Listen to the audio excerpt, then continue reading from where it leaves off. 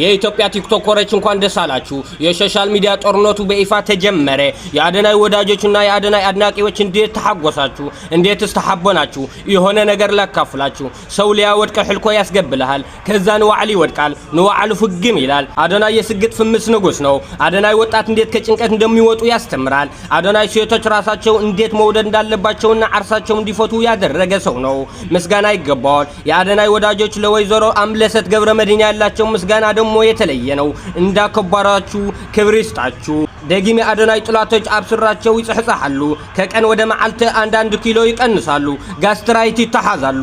ብርድ ወዴት ነህ? ወደ ኹድናት። ቶም ያልተኮደኑስ እሳቸውማ ትሑዛት ናቸው የሚባል አባባል አለ። ትርጉም ከፈለጋችሁ ደግሞ ለአደናይ ጠይቁት። ከናንተ የቆየሁት ፋሲደር ነኝ። ይሄ ቪዲዮ ከተመቻችሁ ደግሞ 10 ጊዜ ኮፕሊንግ ማድረጋችሁ እንዳትረሱ። አመሰግናለሁ።